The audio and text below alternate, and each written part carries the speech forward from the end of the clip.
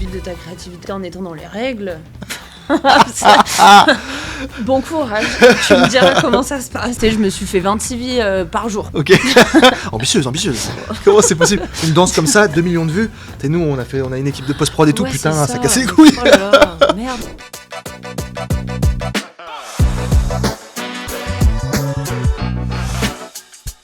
Bonjour à tous et bienvenue sur ce nouvel épisode de la face cachée de l'entrepreneuriat. Aujourd'hui, on va aborder un tout nouveau sujet qui est un petit peu sensible et intime, qui est, du coup, est-ce qu'on ressent le syndrome de l'imposteur vu qu'on est dans un milieu plutôt artistique et en règle générale dans l'entrepreneuriat. Et pour parler un petit peu de légitimité et un petit peu de la place de l'imposteur, je suis avec Lisa. Bonjour Lisa. Bonjour. Je suis très content de te recevoir pour ce sujet qui est relativement précis et qui est, un peu intime. Est-ce que déjà tu peux te présenter en quelques mots, nom, prénom, profession et ton humeur actuelle? Je m'appelle Lisa Liso, enchantée, et je suis graphiste, je fais des photos un peu artiste. J'ose pas le dire à cause de mon syndrome de l'imposteur, on est dans le thème. Et voilà, je fais un peu tout ce qui me chante, j'essaie de trouver des projets, travailler avec des gens intéressants, dans le divertissement, si possible, dans la musique. J'ai un petit orteil pour l'instant dans le monde de la musique et j'aimerais avoir un pied dans pas longtemps, idéalement. Ok, parce que là concrètement, donc tu dis que tu as un pied dans la musique, c'est-à-dire que tu fais quoi dans ce monde-là? Je travaille avec un DJ actuellement, DJ Smiley, allez écouter tous ses sons, et qui est dans la techno, du coup je lui fais un peu ses pochettes, ses trucs, je fais pour son Instagram, et puis je travaille aussi avec un collectif qui organise des soirées à Lyon, pour faire les affiches et les visuels pour les réseaux sociaux. Ok, parce que là quand on parle un peu du syndrome de l'imposteur, toi avant de te lancer dans ce milieu-là, un petit peu bancal, dans le sens où nous, par exemple, on est aussi des gens qui sont des techniciens de l'audiovisuel. Donc, c'est un milieu où, à l'époque, quand on s'est lancé, il n'y avait pas trop de règles, pas trop d'écoles, il n'y avait pas trop de marches à suivre. Comment tu as franchi le cap et que tu n'es pas rentré dans un milieu un petit peu classique, un boulot classique alimentaire? Tu as pris cette tangente-là, quand même, malgré ce syndrome. Alors, ça s'est fait sur la durée. J'ai eu 2 ans de rien avant de commencer à me dire bouge ton... Voilà, donc moi j'avais fait mon BTS et tout, j'étais en alternance, donc j'avais un peu un travail fixe. On m'avait offert un poste après en CDI que j'ai refusé parce que je me suis dit ma créativité elle part dans un truc qui me fait chier. Et du coup, j'ai pas envie de faire ça parce que moi c'est ce qui me fait vivre, c'est ce qui me fait me réveiller le matin, de me dire que j'ai cette imagination et je veux l'exploiter à bon escient. Et c'était pas le cas dans cette entreprise. Et du coup, après, j'étais un peu à ça du burn-out parce que le Covid, tout ça. Une période assez compliquée. Voilà. Et du coup, après, j'ai juste arrêté pendant 2 ans parce que c'était une période où je pense que j'étais très perdue dans ma tête. Il y avait beaucoup de choses nouvelles qui arrivaient aussi. Et du coup, mon travail, c'était vachement passé à côté. Et puis, d'un coup, c'est revenu petit à petit selon les rencontres que j'ai faites. Et notamment, Bailas, DJ Smiley, où là, je lui ai dit un jour... tes pochettes, elles sont un peu moches. Viens, je te les fais, tu vois. Parce que de base, c'est mon métier. Et ça a été de faire ça qui m'a remis un pied dedans.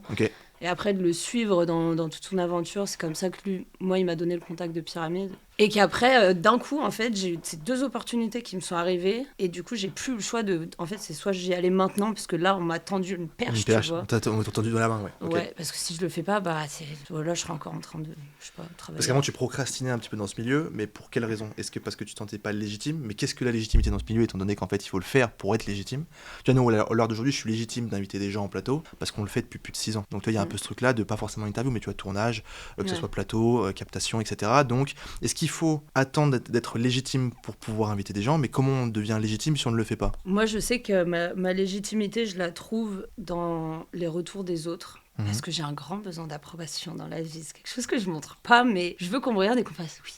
Ok. C'est bien. Ok. Continue, tu vois. Tu peux le faire. Et je pense que c'est là que j'irai la chercher, ma légitimité. C'est si des gens viennent et disent elle est artiste, tu vois, ou en mode elle fait des trucs cool. Donc si les gens de ton entourage te disent ce que tu as fait, par exemple là tu as fait un petit mois, si on peut en parler vite fait, tu as fait un petit mois de post Insta, si des gens style tes amis, ta famille ou autre t'auraient dit c'est pas bien, ça t'aurait arrêté dans ton... Je me serais pas arrêtée, mais j'aurais déjà essayé de faire mieux, mais c'est sûr que du coup j'aurais plus de mal après à aller dire je sais pas, un inconnu surtout, oui je suis artiste. Artiste de quoi? Il va me dire t'as fait quoi? T'exposes? Non. Du coup t'étais là en mode je sais pas, enfin tu vois. C'est un peu moi j'ai très confiance en moi pour faire des blagues, pour aller rigoler, boire des coups, t'inquiète je vais faire le pitre, mais quand on va me dire un truc qui te touche, toi tu fais quoi, sachant que moi c'est tout ce que j'ai en moi, ma créativité, Bah, c'est intime en fait. Ouais, c'est ça. Et Parce du que coup, quand d'un tu... coup, oui. on me demande d'en parler sérieusement, je vais être là en mode. Et là, toi, c'est marrant parce que tu dis qu'il te faut l'approbation des autres et que tu as du mal un petit peu à parler de ce milieu. Mais Mm. pourtant, là, tu viens de parler devant 3 caméras sur un podcast qui va durer entre une demi-heure et 1 heure et où il y aura potentiellement de la critique, ce qui est quasiment sûr, hein, Mm. mais qui n'est pas forcément une mauvaise chose. Parce que moi, quand j'en ai déjà parlé dans plusieurs épisodes, mais il y a un peu ce truc-là de légitimité. C'est-à-dire qu'imaginons, là, on fait une vidéo. Le concept n'est pas incroyable, imaginons. Juliette vient me le dire, ma collègue vient me dire écoute, là, la vidéo, le montage, il est nul, la miniature, elle est nulle. Quoique même ça, je le prendrai pas en compte, mais si elle me donne un retour constructif, ça va pas forcément me toucher. Ok. Mais s'il y a un touriste, quand j'ai pas le touriste, quelqu'un qui est pas du milieu, qui va te faire une critique qui n'est pas constructive, ben moi je vais arriver à le mettre de côté parce que en fait c'est une opinion, c'est un point de vue Oui. qui ne peut pas être égal à quelqu'un qui a de l'expérience dans le domaine. Donc est-ce que toi tu as quand même ce recul-là, ou si moi je vais te donner un retour sur du graphisme, peut-être que ça aura moins d'importance que tes potes qui sont graphistes. Oui, c'est sûr. Donc c'est pas censé te toucher autant que quelqu'un qui est légitime. Mais ça c'est un truc où je vais attendre l'approbation qu'on me dise c'est bien. Ouais. Mais des fois, je sais que ce que je peux faire, ça peut être un peu particulier des fois. Tu vois, T'as un style. c'est pas nécessairement à la portée de tout le monde. Et je le sais. Si on vient me voir en me disant c'est nul, juste ça, je suis là en mode. Bah moi j'aime bien, tu vois.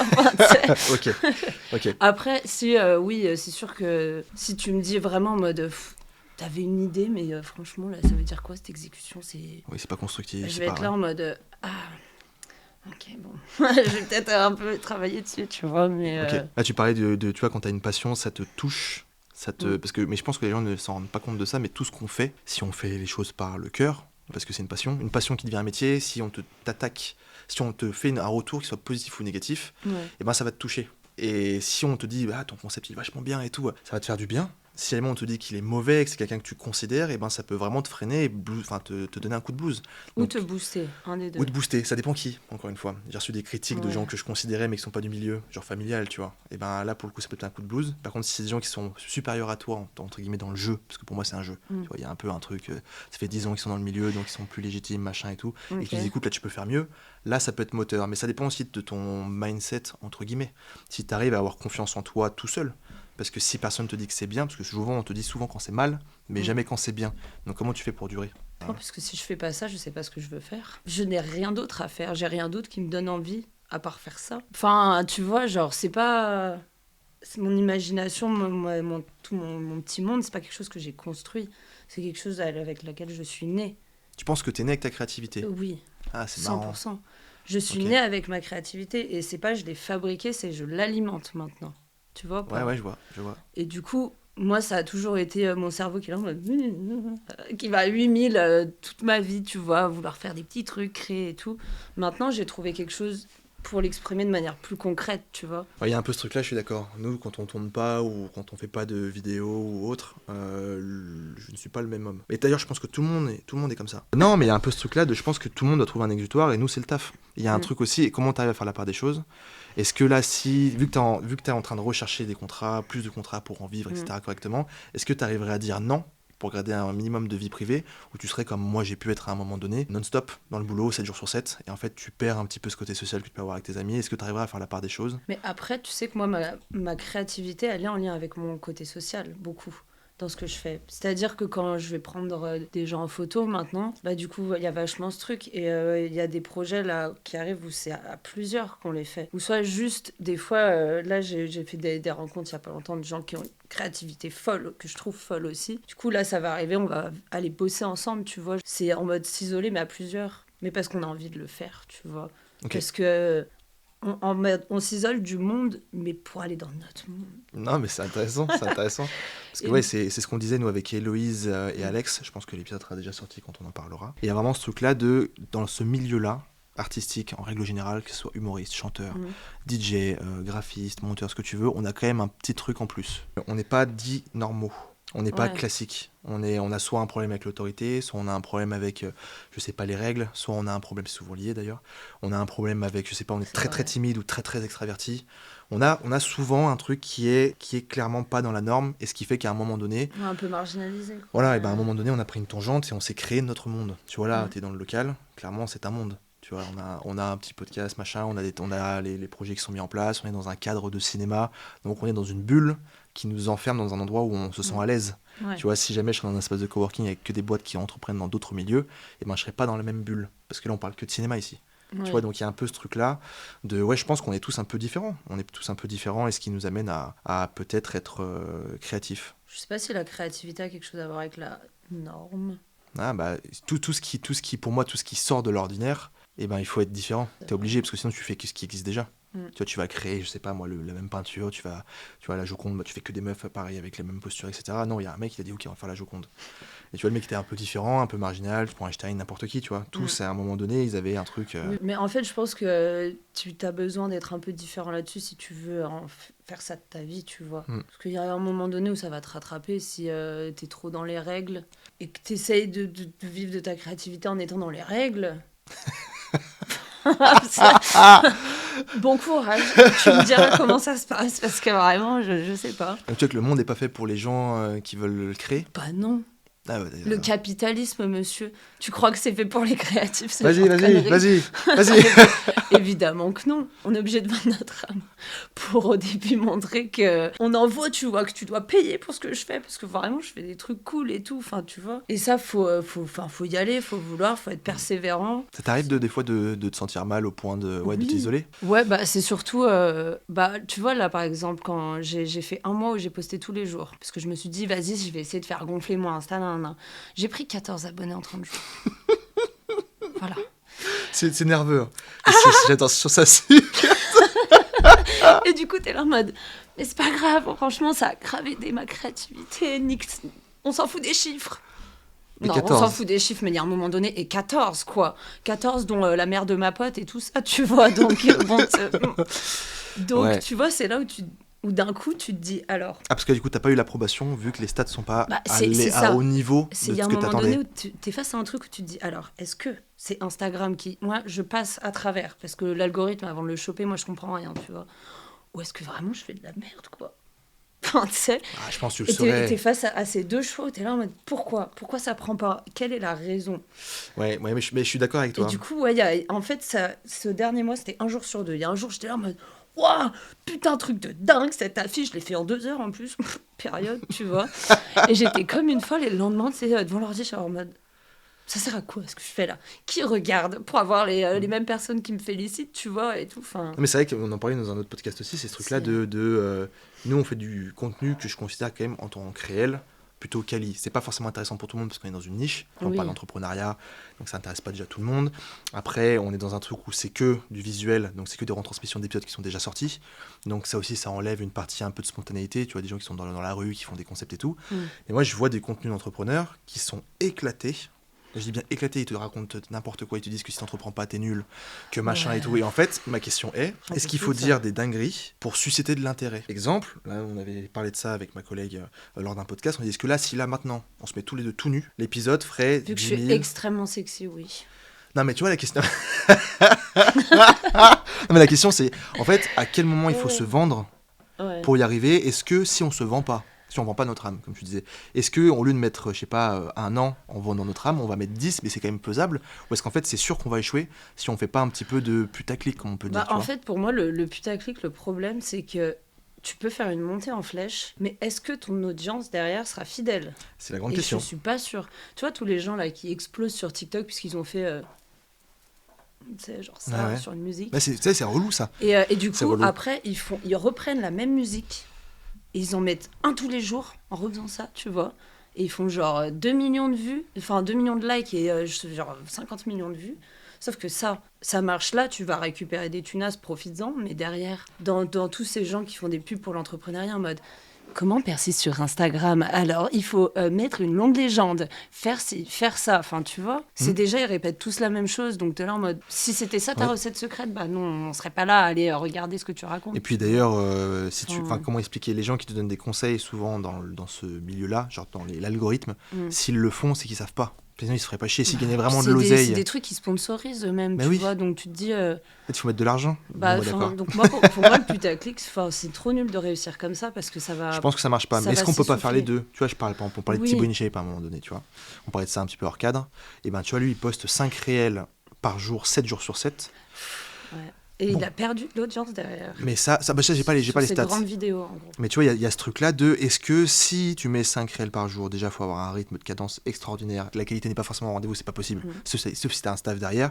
Et qu'après, tu fais des vidéos de qualité. Est-ce que tu peux arriver à jongler entre le mauvais et la quantité, parce que comme ça, en fait, l'algorithme te fait rentrer dedans, et la qualité, ce qui fait que les gens qui vont regarder, entre guillemets, des vidéos qui sont à peu près nulles, vont après cliquer sur des vidéos qui sont plus longues, de qualité, et du coup, tu fidélises les gens qui te regardent. Est-ce que ça, tu penses, c'est faisable? Non. Rideau. Parce que déjà, tu sais quoi, je vais prendre l'exemple sur lequel t'es parti. Ouais. Tu vois que les 3 quarts, et il l'a dit lui-même, hein, Ouais, j'ai vu une interview, ouais. il les reprend. Donc déjà, en mode, c'est vraiment ça que t'as envie de faire, c'est vraiment ce message que t'as envie de montrer aux gens. C'est vraiment là où t'as envie de mettre...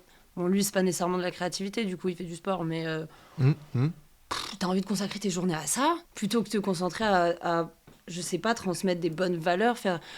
Moi, avant, je le suivais, ce type, tu vois, quand il montrait...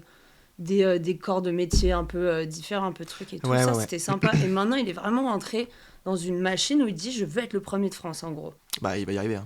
Oui, il va y arriver, sauf que derrière, tu vois, le chemin pour y arriver. Donc on parle de réputation, là. Et d'image. non, même pour la qualité, du coup, parce que du coup, ça veut dire que tu auras fait des trucs dont tu n'es pas forcément fier. Alors pourquoi les gens ils s'abonnent à ça? Mais j'en sais rien. Tu sais, c'est la vraie question, parce que nous on est de l'autre côté de la barrière. Parce que les on est gens, moins ils ont clic consommateurs. facile, mais après... Bah, les clics faciles, apparemment, non. Parce que toi et moi, on n'a pas des stats de fou à l'heure actuelle. Moi, j'ai pas de stade du tout. Si nous, ça va en vrai. Mais il faut que ça Oui, monte bah, encore. ça viendra. Nous, on a un peu du côté moins consommateur, plus créateur. Et ben, tu vois, pourquoi eux, les gens s'abonnent à Thibaut InShape s'ils font justement pas de la bonne qualité? Et lui, Parce il a qu'il- déjà une image. Puis parce qu'il suscite de l'émotion pour moi. Bah, il suscite beaucoup d'énervement, oui. Donc, Ça dépend, forcément, ouais, ça si tu fait parles une de bonne ça, clique. oui. De toute façon, il a 2 teams. Genre, il a la team on t'aime et on te déteste. Ça, je pense que c'est Il n'y a pas obligatoire. trop d'entre-deux. Je pense que c'est obligatoire. Non, il y a des gens où tu te dis, je m'en fous, tu vois. Genre, je regarde pas. Ouais, genre Squeezie. Ouais, voilà. Hmm. Tu peux pas détester Squeezie, d'ailleurs. Qui déteste Squeezie? Ah, à un moment avec Cyprien, ça a été tendu. Hein. Il y a eu un peu une guéguerre. Ah oui, c'est vrai. Parce qu'une dinguerie, bref, Ouais, bon, c'est hors sujet. oui. Mais j'aime bien ça dérape. Mais pour revenir un peu au sujet de la légitimité et de syndrome de l'imposteur, toi, est-ce que tu le vis encore à l'heure actuelle? Bah Est-ce- oui. Mais plus, moins qu'avant? Est-ce que plus tu avances, plus tu le ressens? Ou est-ce qu'au début, tu es un peu innocent, tu vois, et tu fais un peu par pulsion, par envie? C'est ce que je disais, moi, il y a un moment donné, c'est, pour moi, l'entrepreneuriat, dans n'importe quel domaine, c'est un peu un jeu au début quand tu te lances. Tu te lances dans une aventure, tu es tout excité, toutes les premières choses que tu fais, c'est cool. Puis après, tu prends une gifle, 2 gifles, 3 gifles, des clients qui te répondent pas, des clients qui te payent pas, tu trouves pas d'argent, t'as pas de locaux, bref, t'as des problèmes potentiellement avec des avocats, des machins. Donc tu prends des gifles au fil du temps. Et potentiellement, bah, justement, tu te rends compte de la réalité. Et là, le syndrome de l'imposteur peut potentiellement te rattraper pour te dire, mais en fait, est-ce que je suis à ma place? Est-ce Moi, que ça je vais m'a fait encaisser? l'inverse, tu vois. Ah voilà, c'est ma question, tu vois. Ouais. Bah, moi, ça m'a fait l'inverse de toi. C'est au début, j'ai commencé en me disant, il y a un client qui m'appelle là. Faut déjà, j'ai fait mon auto-entreprise en panique pour qu'il puisse me payer en bonne et due forme, tu sais. Et j'étais là en mode, non, full panique, j'étais allongée par terre comme ça, face au sol, parce que c'était beaucoup d'un coup. C'est vrai? Et ouais, Très marrant. mais Ok. aussi c'était une période comme Ok. ça de ma vie. Du coup, il y a ça qui arrive. Oh là là, j'ai crié sur tous les toits, c'était très drôle, mais bon, voilà. Et du coup, bah, au début, je me suis dit, on me demande ça alors que mon Insta, il y a trois publis à la con là, que j'ai publié il y a 1 an en plus. Mais comment il est tombé sur toi? Bah, c'est Ilas, Smiley. Ok. En gros, ils bossaient Ok. avec lui, du coup, vu qu'il le programmait, et ils ont dû voir mon profil, ils ont vu une affiche que j'avais faite. Ok, ils Ils ont dit, ok. on veut pareil. Genre Ok. tout pareil. Du coup, j'étais en mode. Et oui, et du coup, bah, au début, moi, c'était la panique, parce que j'étais en mode, déjà, faut que je me remette dans le jus. Ouais. Photoshop, je le touchais plus trop, tu vois. Donc là, c'était en mode, non. Et c'est petit à petit, au fur et à mesure du temps et tout, où j'ai d'un coup repris tous mes skills, se sont même décuplés d'un coup. Tu sais, c'est de faire une pause, qui, quand j'ai repris, bah, d'un coup, je savais mieux m'en servir qu'avant. Bah, tu te ressources. Ouais. Là, maintenant, je me sens un peu plus légitime de dire oui, je peux te faire une affiche dont je serais Ok, fière. ok. Donc moi, ça m'a fait l'inverse. Mais moi, je me sens pas légitime. Hein. Oui, Enfin, je sais. moi, j'ai jamais vécu ce syndrome-là de l'imposteur. Mais l'inverse de ce que tu viens de me dire. Oui, par en rapport gros. en gros, et tu Ouais. pourrais te sentir avec les gifles, etc., avec le temps. Moi, il y a vraiment ce truc-là où je n'ai jamais compris ce truc-là de je suis pas à ma place ou je sais pas quoi, parce que, un peu comme toi, si je fais pas ça, je ne peux rien faire d'autre. Déjà, Oui. déjà, c'est carré. Et qu'en fait, je me laisse pas la place à. J'ai pas vraiment de plan B, entre guillemets. J'ai quand même un diplôme de monteur VFX, donc si jamais vraiment ça foire, je pourrais trouver un boulot dans une Ouais, boîte. dans Et une vu le boîte, CV que j'ai, je trouverai du taf, il y a pas de souci. Mais je suis plus motivé par l'idée de liberté, alors que finalement je travaille tous les jours. Moi qui le choisis, tu vois, si j'ai plus envie de, si demain j'ai pas envie de travailler, bon demain j'ai un tournage. C'est pas le bon exemple. Mais dans le principe, tu vois, il y a un peu ce truc-là de, je me suis jamais senti pas légitime parce que j'ai jamais demandé l'avis aux gens. Je pense que je prenais de l'importance, comme toi tu disais, j'avais envie d'avoir de l'approbation, etc. Pas à droite à gauche. Moi je savais que j'en avais besoin de l'approbation, mais je pense que je ne l'aurais pas eu de la part de la famille ou quoi, parce qu'en fait c'est un milieu un peu technique. Donc en fait simplement je l'ai pas demandé. J'en parlais pas à ma conjointe, etc. Je parlais pas de ce que je faisais. J'en parlais pas à mes amis, etc. J'en parlais pas en gros autour de moi, parce qu'il y avait ce truc-là de je vais pas laisser la chance aux gens qui m'entourent et que je considère de me blesser. Donc en fait je vais le faire. Et puis au bout d'un moment, moi j'ai vraiment senti une différence entre, on avait des tournages régulièrement et on vivait de ça avant Edgar, et il y a eu Edgar. Et Edgar, ça a changé la vision que les gens avaient de moi, alors que je suis le même technicien. Parce qu'en fait, c'est quelqu'un qui est plus connu, etc. etc. Donc là, les gens m'ont attribué une légitimité. Comme si avant, c'était pas le cas. Alors qu'on avait déjà les locaux, on avait déjà un peu une équipe, on avait déjà du matos, etc. Mais Edgar m'a propulsé dans la tête des gens. Bah, les gens, ils ont besoin d'une preuve. Si tu rencontres quelqu'un dans la rue, là, oui. qui te dit je suis un super scénariste. Ok, t'as écrit quoi? Oui. J'ai pas encore fini ce que tu vois. Là, non, mais tu vois, nous, on avait, avant Edgar, ce qu'on fait pour Edgar, ce qu'on a fait pour d'autres boîtes, si tu vas sur notre site, webstudio.fr, et bien concrètement, en fait, tu as plein de produits. T'as plein de vidéos qu'on a fait pour d'autres clients, mais qui sont des boîtes privées. Ou des événements qui sont moins connus, mais avec une qualité incroyable, drone, ce que tu veux. Mais le fait d'avoir une personne qui a de la notoriété, ça a propulsé ma légitimité autour de mon entourage. Et ce qui est fou par rapport à ce que je viens de te dire, ça veut dire qu'avant, dans la tête des gens, j'étais pas légitime. Ça, ouais. Je vois. Surtout la famille. Tu vois, t'es en mode. C'est pour ça que moi j'en parle plus. Hein. Stratégie simple. Non, mais c'est vrai. Au lieu de discuter. Non, on va parler du beau temps. J'esquive beaucoup aussi, hein, même avec ma cousine, on est dans le même truc. Des fois, quand on nous demande, on est un peu en mode. Toi, là, sinon, super bon le steak, là, franchement. Bonne cuisson. Parce que. En fait, ils vont attendre l'argent. Mais oui. Et si toi, tu dis que tu fais tout ça, mais que tous les jours, tu fonces et t'y vas, mais que t'as pas l'argent, ils vont être là en mode « Mais du coup, ça sert à quoi ?» Oui, puis c'est pourquoi faire. Ça sert à rien. Je vais tout arrêter, t'as raison. Enfin, tu sais. Et du coup, ça aide pas à trouver ta place. Ouais. C'est ça, je pense que ça fout un coup. Moi, j'essaie de pas trop me laisser abattre par ça, tu vois. Et je fais un peu comme toi, j'évite d'en parler à des moments parce que je me dis... Bah maintenant, moi, j'en parle. Bah, là, tu peux, du coup. Parce que du coup, mais grâce oui, à ça... comme t'as dit, c'est bon. Et surtout, ils se disent, oh, t'es avec une superstar, ça y est, tu gagnes des milliers d'euros. Mais j'ai des potes qui m'ont fait ces bugs-là. Et j'étais en mode, je crois que tu te rends pas bien compte de l'établissement français. Ils sont dans une désillusion tout le temps. Ok, mais si tu gagnes 500 €, ok, mais c'est génial pour 2 jours, là, mais c'est 250 €. Non, t'as pas compris, tonton. 250 €, t'as 1% de TVA. Après, il faut que tu payes les locaux, le matos sur 30%. Et après, il faut que tu payes, je sais pas, le temps qui est d'intermittence. Sur 250, t'es à 110. Mais il y a vraiment ce truc-là de que les gens, ils idéalisent une situation. Alors qu'il y a Edgar, par exemple, et ben, je gagnais moins avec Edgar que si je fais des mariages. Ah ouais? Ah oui. Carrément. Mais c'est pas une blague, parce qu'en fait, une journée, quand tu pars avec Edgar, je vais pas donner de somme, tu vois, mais tu pars avec Edgar, tu pars une journée, et puis après tu reviens le lendemain et t'as fait la post-prod la nuit. Donc déjà, en termes de timing, c'est un peu tendu, tu vois, mais... Et ben, ça me prend 2 jours. Et ben, un mariage, ça me prend toute la journée, et à la rigueur, la post-production, ça va me prendre... 2 jours grand maximum avec les retours, donc j'ai pour 3 jours de boulot, et ben entre Edgar et un mariage, je vais gagner entre 3 et 4 fois plus. Et les gens, sauf qu'un mariage, t'es pas légitime. Peut-être t'as pas ce côté-là, notoriété, sauf si t'as 10 ans de carrière. Après, oui. Tu vois, et il n'y a pas ce truc-là de propulsion, de t'as ta place. Ouais. Bienvenue. Tu travailles avec des gens qui sont connus, forcément. Ça aide, ça aide de dingue. Tu vois, là, on a reçu des appels, là, je vais pas citer de nom aussi, là, ce matin. Pareil, le mec, parce qu'on s'est déjà vu en première partie du coup de l'humoriste, et ben ça accélère tout, en fait. Ça accélère tout. Pour revenir un peu au sujet de base, je me suis jamais senti pas légitime, et je ne sais pas pourquoi. Non, parce qu'il y a... En fait, quand je parle... Je suis super dans ma tête. Tout va bien. Non, mais il y a vraiment ce truc-là, c'est que tous les gens qui sont autour de moi, ils se sont posé la question à un moment donné. Moi, je me suis jamais dit que j'allais faire autre chose. Je l'ai toujours fait, mais peut-être... Oui, mais à tort et à travers. Hein, parce que j'aurais peut-être dû me poser la question à un moment donné pour freiner, et je l'ai pas fait. Moi, je suis parti comme un bourrin. On va tout faire, tout apprendre, soit graphisme un petit peu, tu vois, j'ai des bases quand même, Photoshop, Illustrator, post-prod, After Effects, cadrage, montage, lumière, son, maintenant je suis même passe devant la caméra, tu vois. Il y a vraiment ce truc-là où je suis un peu un touche à tout, j'adore ça, mais je me suis jamais dit, en fait, là, par exemple, là, je prends place face caméra, je me suis dit, en fait, c'est pas ma place. Je me suis dit, j'ai envie de le faire, on va essayer avec un petit décor, on va voir un peu ce que ça donne, et puis finalement, ça me plaît, et regarde, on invite des gens, il y a des gens qui nous appellent, etc. Mais c'est tant mieux, hein. Mais pourquoi Et pourquoi vous vous mettez dans cette situation, dans ce cas-là? Parce qu'en fait, ça sert à rien. Parce que j'ai un manque de confiance en moi, point. Et parce que tu te poses des questions. Oh, Ah, mais c'est une vraie question. Mais du coup, oula. tu vois. Si tu veux partir là-dessus, là, on a jusqu'à demain. Oui, vraiment tout le temps.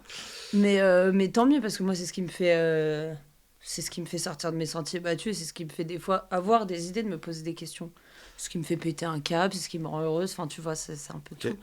Mais évidemment, enfin, je sais pas, moi, je suis pas née en ayant confiance en moi. Je suis née avec mon Mais petit monde, et de base, je suis quelqu'un de timide, un peu introverti. Bon, maintenant, ça se voit plus trop que j'étais comme ça, tu non. vois, mais je suis partie avec Ouais. cette base de bonjour, tu sais, avec mon petit monde et tout. Et pour sortir de ça, c'était pas facile, tu vois. Et personne ne naît confiant. Ouais, je sais, C'est mais c'est impossible. si, il y en a quand même qui l'ont plus facilement. Ouais, mais ils Moi, sont hautains.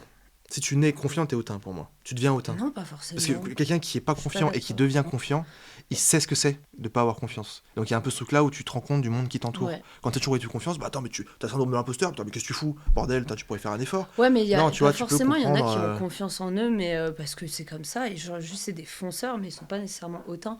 Ils peuvent être un peu arrogants des fois, mais pour moi, il Ouais, faut ok. de l'arrogance Pour ce métier. Oui, évidemment. Arrogant, je suis pas d'accord. Ah si. Il faut du culot. Bah, C'est pas pour moi, pareil. les deux se Du rattrapent. culot, tu oses. Arrogant, c'est-à-dire que tu peux empiéter sur la vie des autres. Tu peux marcher sur quelqu'un. Bah, si Arrogant, tu... c'est Ouais. on a tous les deux pour un poste, je vais te marcher dessus. Et je gagnerai. Pas forcément, je trouve. Culot, c'est, bah en fait, moi j'ai plus osé aller Mm. parler à la personne et j'aurais obtenu le contrat, tu y es pas allé, bah pas de chance quoi, tu vois. Pour moi, le culot, il en faut, mais l'arrogance, Je sais pas, pour moi, ça peut t'aider. Mais pas beaucoup, hein. Juste après les gens une ils s'en pointe. rendent compte Oui. et ils veulent plus bosser avec toi. Faut être sympa, mais pas trop. C'est un peu limite. Je sais pas, pour moi, c'est des fois l'arrogance de venir dire... genre, par exemple, moi, j'ai commencé la photo il y a pas longtemps. Ouais. Et là, de dire, je suis photographe. Ok. Pour toi, c'est du culot. Pour moi, c'est de l'arrogance. Parce que je suis encore là à regarder mes réglages photo en mode... Attends, le F, c'est la focale ou le... Enfin, tu vois ou pas? Ok. J'en suis un peu à ce niveau de... Ah, C'est pas du culot, Ah. parce que tu vois... Je sais au fond de moi que je me sens pas légitime de dire ça que je suis dépend photographe. auprès de ton client. Si il te vend une prestation photo, tu dis je suis photographe et que tu assures la prestation, et ben si tu assures la prestation photo, t'es photographe. Oui. C'est quoi être vidéaste? C'est quoi être photographe? Je sais, mais ça, c'est dans ma tête. Non, mais c'est une vraie question, tu vois. C'est pour moi, genre, si j'ai pas toutes les compétences techniques, ou tu vois, si tu me poses Tu une peux question pas. et que là j'ai une colle. Oui, mais je Il y a veux dire, trop. le strict minimum. Ouais, la base. Ok. La base. Bah, si je l'ai pas, je vais pas arriver, tu sais, le pied dans le plat en mode oui. Parce qu'il y avait un truc, tu vois, Enfin- c'est hyper intéressant ce qu'on est en train de se dire, parce que moi j'avais vu un truc sur internet, c'est pour quelqu'un qui, un entrepreneur ou une entrepreneuse, ce qu'on lui demande, ce qu'on nous demande, c'est d'être jeune pour être dynamique, d'être vieux pour avoir l'ancienneté et la technique, Ah oui, ok. c'est d'être entre guillemets bien entouré, être entre guillemets se mettre en lumière, mais pas trop, parce que sinon si tu es arrogant, ne pas être trop timide, parce que sinon on va pas te voir, d'être en bonne condition physique, savoir s'exprimer, mais rester à sa place quand il le faut, Ne pas être trop moche non plus. pas être trop parce moche, que sinon, mais pas trop beau ou pas trop belle, parce que sinon on va te prendre que pour ça, et toi t'es là. Mais du coup, facteur chance. Mais vraiment. Facteur, mais tu vois, il y a un peu ce truc-là, on peut pas, c'est impossible, il faut être à l'aise avec le tu ne peux pas contrôler. Oui aussi. Mais les deux. Moi, j'étais une grosse période de contrôle, vraiment Ah bon contrôle pur. Comment ça, bon, ouais, elle commence à balancer les blazes, elle est folle, elle. Ouais, j'étais vraiment une grosse période de contrôle, et je pense que c'est la période où on a fait le moins de choses. Parce qu'en fait, il y a ce truc-là de, ok, faut qu'on fasse ça, T'oses machin. moins quand tu veux trop. Là, on arrive à un stade, je te dis, grâce à tout ce qui nous est arrivé et tout, où franchement, là, Mais je tu sais souffles pas un où on peu. va, mais on y va. Et on y va pleine balle. On a des contrats pour des mariages, on a des contrats pour des publicités, on a eu des gens qui nous appelaient de Paris pour qu'on puisse faire des interviews, même des publicités, enfin des reportages. J'ai des contacts aussi pour des régies de live, etc. Bref, il y a des trucs qui nous tombent dessus, parce qu'en fait, je me suis ouvert à l'imprévu. Quand tu es dans le contrôle pur, les gens, en fait, ils disent, ok, mais alors cette semaine, j'ai ça de prévu. Donc, ils vont pas chercher à trouver de nouveaux contrats. Là, il y a une soirée qui se passe à droite, et ben, je vais y aller. J'ai rencontré des gens à l'espace Gerson à Lyon, hyper sympa si jamais. Et ben, je vais y retourner pour essayer de créer un petit peu de lien. Il y a un peu ce truc-là où, du moment que tu as compris que tout ce qui t'arrive ne peut pas... Il y avait un film qui parlait de ça, bon, c'était un peu religieux, tu vois, il parlait d'une fois que tu as compris que c'est Dieu qui contrôle tout, et ben la vie est plus facile. Oula. Mais là, c'était une scène, c'était un réel, mais c'était hyper intéressant. Le mec, en gros, il disait qu'il vivait parce qu'en fait, tout ce qu'il faisait, le monde ne donne pas ses chances aux méritants. En gros, c'est pas parce que nous, on travaille comme des fous, 7 jours sur 7, qu'il n'y a pas Michel qui a travaillé une semaine et qui a rencontré Gertrude au bar et qui va l'emmener du coup sur une production. Et du coup, hop, il fait du ciné. Ils sont plus talentueux, point. Ah, tu crois à ça, toi? 100%. 1000%. Il y en a juste, ils sont talentueux, point. Après, il y a eu le petit facteur chance de bon, ça les a propulsés. Ouais. Mais oui, il y en a, ils sont nés, ils n'ont pas eu à faire grand-chose pour juste être bon, tu vois. Non, mais si, sûrement, il paraît rigoureux. Moi, j'ai un pote d'enfance avec qui on se parle plus trop, tu vois, mais il était très arrogant, très hautain sur plein de choses. Tu sais, il révisait pas, bonne note, bonne famille, machin et tout, tu vois. Et moi, pour avoir 13 de moyenne, je charbonnais 7 jours sur 7. Parce que je suis pas à l'aise avec l'école, je suis plus à l'aise avec la pratique, tu vois. Je suis bon techniquement, parce qu'en fait, je le fais. Alors que si on te martèle de théorie, moi, il faut que je le mette en application pour comprendre les choses. Bref. Et je te raconte ça parce que ce mec-là, il codait des serveurs de jeux, il faisait des petits sites, il m'avait gravé des trucs sur des CD, bref, il y avait plein de petits trucs quand on était jeune. Mais ce mec-là, à l'heure d'aujourd'hui, il est encore à l'école, il fait un boulot qui est honorable, il n'y a pas de souci, sauf qu'en fait, il n'est pas au maximum de ses capacités selon moi, parce que vu qu'il était bon, il n'a jamais eu à travailler. Mais peut-être après, il s'en fout aussi. Je pense pas. Ah ouais. Pour son cas de figure, je ne pense pas. Mais il y a un peu ce truc-là de, si tu es bon aussi, ça te pousse pas dans tes retranchements. Nous, peut-être qu'on n'est peut-être pas aidés. Il faut qu'on travaille plus que les autres, mais grâce à ça, on a plus tenté des choses, on a plus expérimenté. Peut-être que pour faire un truc, il faut 2 heures, nous on va mettre 6, mais nous on va le faire. Je sais pas. Forcément. Parce que justement, après, c'est vrai que des fois, avoir des avantages genre en qualité, ça peut te rendre plus feignant, c'est vrai. Ouais. Parce que moi, ça, je l'ai vu par exemple en cours, j'arrivais bien à dessiner. Tu vois. J'étais en bac pro, il fallait faire des dessins à des moments en bac pro, communication visuelle, on s'en fout. Et je savais que, vas-y, j'avais le trait plus facile que d'autres qui ont dû un peu plus trimer, tu vois, tout le long. Et du coup, derrière, j'étais un peu en mode... Bah voilà. Et après, c'est vrai qu'il ne faut pas se reposer dessus, tu vois. Il faut continuer à faire de la veille, ce que nous, veille informatique, veille administrative, veille ce que tu veux, pour en fait, qu'est-ce qui fait que nous deux, on est différents ? Déjà parce qu'on n'est pas dans le même milieu, mais imaginons on serait dans le même milieu. Qu'est-ce qui fait que je suis différent de toi, que tu es différente de moi, machin ? Bah, je pense que c'est concrètement ce que tu fais tous les jours. Là, mais il y a ce truc-là de... Ce qui différencie les individus, en règle générale, c'est l'action. Oui. Mais ça peut paraître débile, mais vrai. Même si tu gagnes pas d'argent, etc. Mais si aujourd'hui tu as fait une affiche, tu as mis 6 heures, demain tu en mettras 5, après-demain 4, 3, tu descendras pas en dessous parce qu'il faut quand même un moment où il faut que tu affiches, etc. Mais tu vas trouver une routine et une manière de travailler qui t'est propre, entre guillemets, vu que c'est l'entrepreneuriat, t'as pas de règles, pour être plus productif et tenter de nouvelles choses. On a fait des podcasts, on a mis du rose, du vert, du machin, bon, pas bon, on l'a fait une fois, on voit que c'est pas bien, on passe à autre chose. Mais il faut agir. Faut agir et personne le fera pour toi, mais c'est ce que je disais à des amis. Ils disaient ouais, tu vois, moi je suis pas confiant. Ils parlaient pour l'école, ils stressent pour les examens, etc. Je dis très bien et tout, mais à un moment donné, c'est toi qui vas écrire devant la feuille, donc je peux t'aider autant que je veux en te disant tu vas y arriver. C'est à toi de prendre conscience que c'est toi qui écris et c'est toi qui agis et c'est pas moi qui vais. Si un jour tu vas mal et que tu m'appelles pour dire ça va mal, je vais pouvoir te consoler, mais c'est pas moi qui vais te faire rebondir. C'est pas vrai. Les gens, il faut qu'ils comprennent que c'est eux seuls qui peuvent évoluer, qui peuvent se faire évoluer concrètement.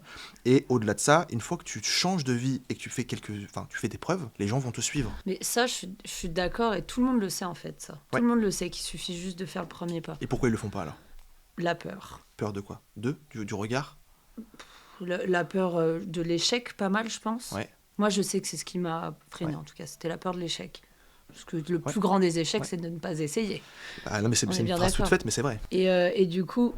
je pense qu'il y a cette peur, la peur aussi de parler. Je pense qu'il y en a certains, juste ça coupe là. Toi, t'arrives pas à le conceptualiser, j'ai l'impression. Si, parce qu'il y a ce truc-là, on n'a pas voulu monter une agence de com, nous, au début. On a monté une petite association qui voulait faire de la location de matériel pour des étudiants. Si tu te mets un objectif, en fait, c'est ça aussi. Si tu te mets un objectif, selon moi, si tu te mets un objectif, je sais pas, moi j'ai envie de faire une tournée avec la boîte Whoop Studio pour faire toutes les captations de France, en termes d'angoisse, il se peut que la nuit je fais des insomnies. Tu vois, mais si je me dis, bah écoute, au début on a voulu monter une boîte, une association qui faisait la location, puis après on est rentré en intermittence, puis après on a monté une agence de communication, puis après là tu es en train de faire un média, et puis après, en fait, il faut se fixer des objectifs qui sont atteignables sur du moyen terme. Ouais, c'est sûr. Faut avoir une vision long terme, mais du moyen terme, parce que si tu te projettes sur, je vais être photographe. Non, parce qu'il te faut au moins un an, avec 20-30 mariages minimum pour avoir entre guillemets un peu de bagage. Oui. Donc potentiellement, tu te dis, écoute, là dans un an je suis photographe, mais pour le moment, il faut que tu fasses les choses. Il faut que tu le fasses. Mais je comprends ce point de vue-là. En gros, je pense qu'il y en a, ils veulent, mais que la fin, tu vois. Oui. En gros, ils veulent le résultat. Ils veulent que le succès, mais même pas de leur travail. Mais du regard qu'on aura sur eux. Oui, de la personne. Ils veulent juste ça. Et la moulaga surtout aussi. Oui. Et du coup, c'est pour ça qu'aussi ils se lancent pas, parce qu'ils vont trop être focus sur le fait d'arriver, d'être connus, d'avoir les projecteurs, la lumière. Oh, incroyable. Merci. Yes, guys. Je sais, c'est moi, Lisa Liso. Tu vois pas ? Oui. Et du coup, c'est pour ça qu'ils savent pas par où commencer, parce qu'en fait, ils savent même pas exactement ce qu'ils veulent montrer. En fait, je pense que ça, c'est ce qui ça, c'est un vrai problème. Ce qui a été un grand frein. Mais même moi, je pense que ça me l'a fait à un moment donné. avant que je commence, je voulais juste me taper mes ego trips et me dire ah putain, ce serait pas trop cool d'être famous, honnêtement. Honnêtement, j'ai vécu des gens qui, avec des Oui, gens non, qui mais sont famous, ça doit vois, être horrible. moi, je suis une rêveuse, tu sais, je me suis fait 26 vies par jour. Ok. Ambitieuse. Ambitieuse, franchement, c'est comme ça, je suis là en mode, moi, j'ai toujours un pied sur lequel retomber, hein, tu vois. Le petit orteil, tac, tac, C'est ça. hop. Et du coup, je pense qu'au début, j'avais juste cette idée de, ouais, genre, je veux créer des trucs, j'aimerais vivre de mon art, et j'étais en mode, mais quel art, en fait? Bah, tu Tu verras. sais? Ouais, mais au début, j'avais pas de, tu sais, d'idée de, ok, il faut faire le premier pas. Ouais. Mais je sais même pas ce que c'est mon premier pas, en fait. Mm. Et ça a mis du temps. Mais je pense qu'on le sait pas. Et les opportunités aussi. Parce que nous, on en est là, mais franchement, c'était pas prévu. Hein.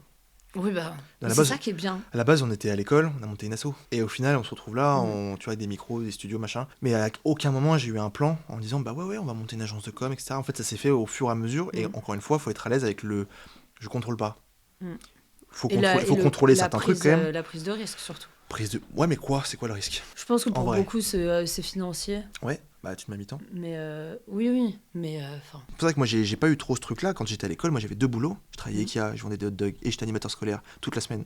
J'avais monté l'association et j'étais étudiant. Et à côté de ça, j'avais même une copine, pour te dire. Je le mets quand même dans l'équation. Et concrètement, tu vois, j'avais ces 5, entre guillemets, parties qui me prenaient beaucoup de temps. Mais c'est faisable.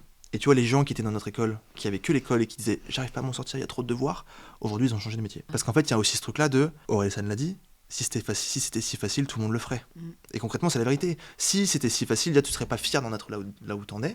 Même si t'en es plus bas, plus haut, tu vois, il faut que tu sois content du parcours. Bah. Des fois, il faut que tu te poses, tu fais ok, putain, là on vient de rentrer de Lille, de machin, putain, génial. Ou même si tu restes dans la même ville, t'as vu la vidéo que j'ai fait, t'as vu le réel que t'as fait, t'en es content, etc. Putain, ok, il faut aussi se féliciter parce que personne ne te félicitera. Ouais. Mais pour agir, en fait, il faut se fixer des objectifs qui sont réalisables et qui sont tout petits.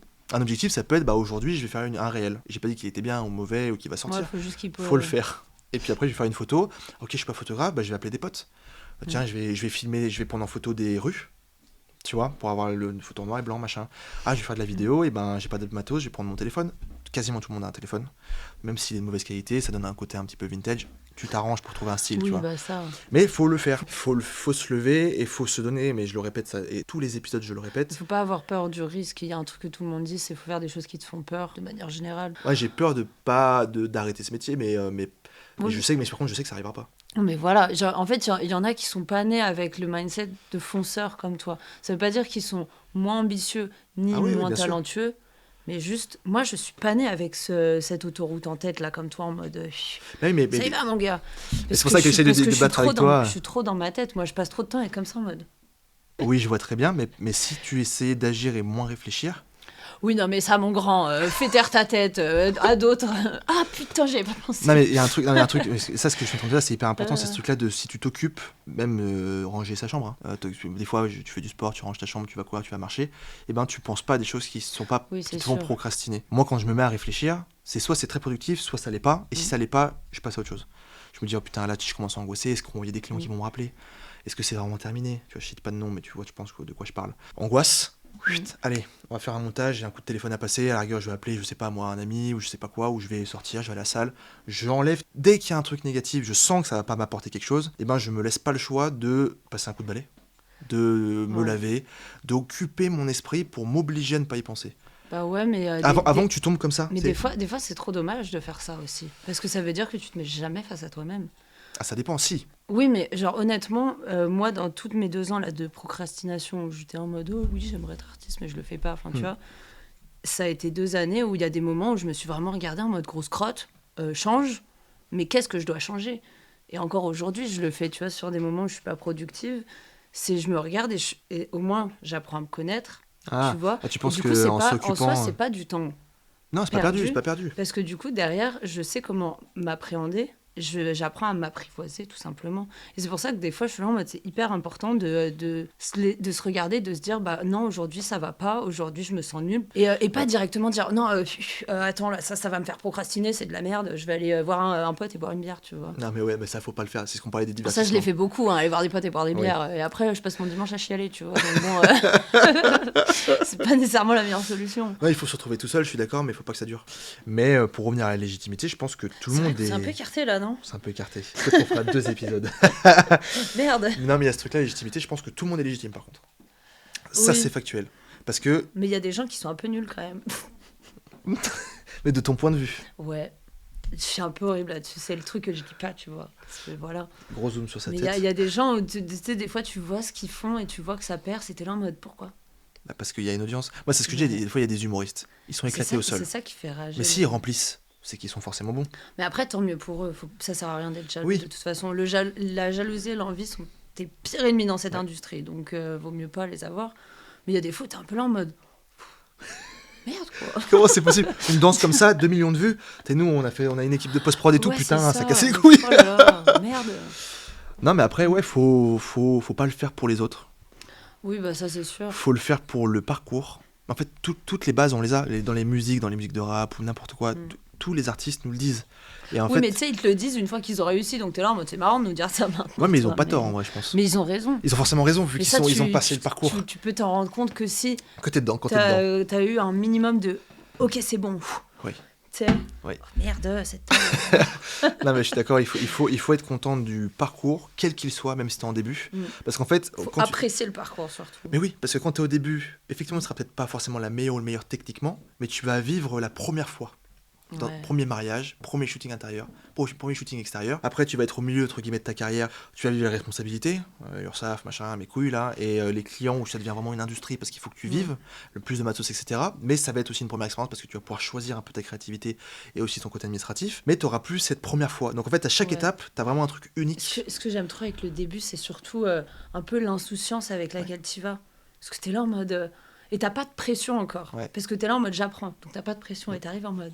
Ouah, bon, si c'est raté, c'est pas grave, ça me fait une expérience et j'adore. Alors qu'après, t'es là en mode attends, mais putain, t'es là à penser à des petits détails, à des trucs. Parce que t'es payé déjà. Et du coup, tu perds vachement, je pense, de spontanéité. Des fois, je trouve ça trop dommage. Et d'authenticité. Ouais, je suis d'accord. Moi, c'est mes 2 maîtres mots, tu vois. Du coup, je me dis, si je perds ça, bah, je perds un peu. Ton identité. Ouais, voilà. Ok. Et ce serait trop dommage. Et c'est pour ça que genre, je me dis, tu sais, il y a un peu. Mon oncle et tout, des fois, qui me dit oui, non, mais attends, là, va démarcher un tel. Et là, il cherche. Et je suis là en mode, mais j'en ai un peu rien à foutre de bosser avec eux, tu vois. Ok. Pardon, hein, mais voilà.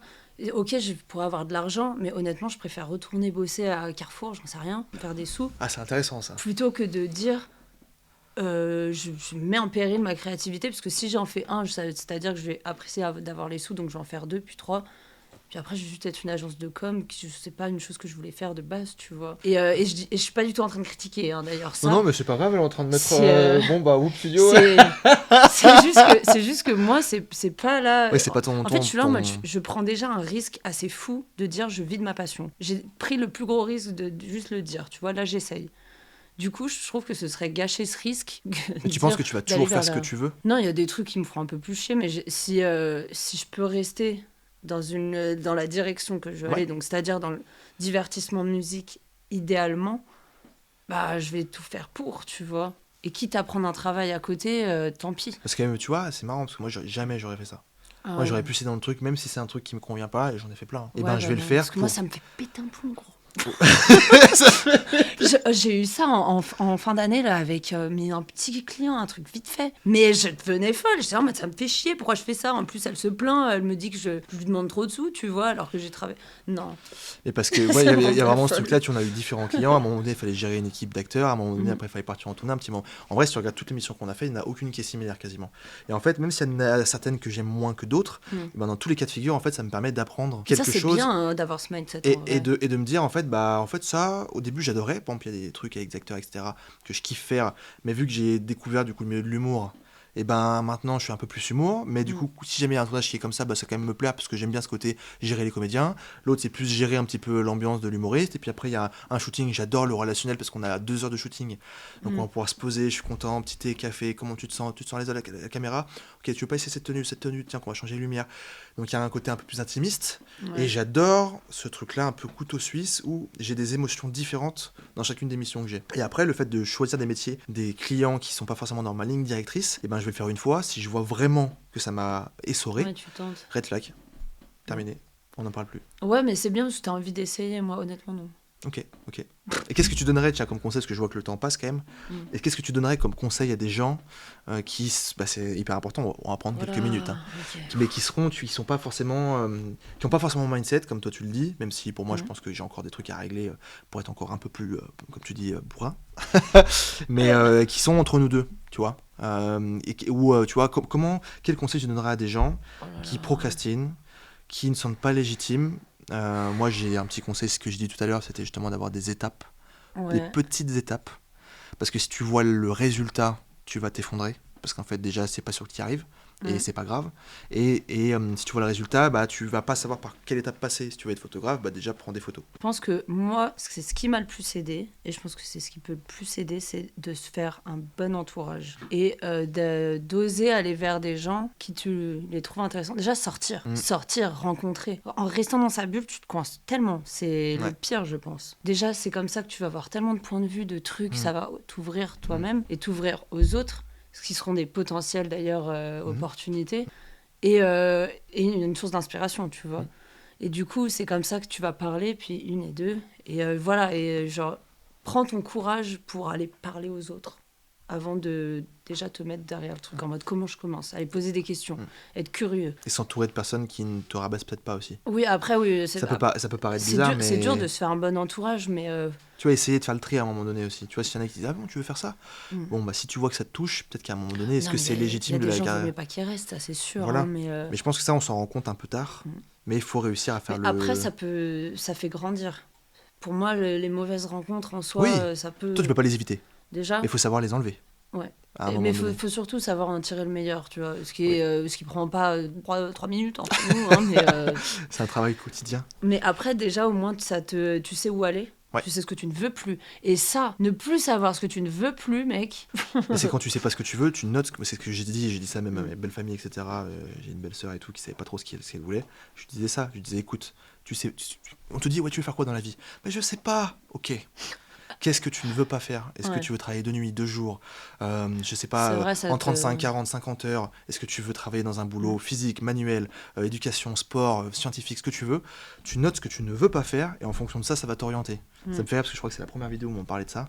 Et c'est un peu ce truc-là de, si tu ne sais pas, eh ben, note ce que tu ne veux pas. Et une fois que tu as noté ça, eh ben, ça va te cibler dans un domaine particulier. Après, tu vas te renseigner sur cette branche d'activité et tu vas trouver un métier, soit en indépendant, soit en salarié. En tout cas, merci beaucoup à vous d'avoir regardé cette vidéo.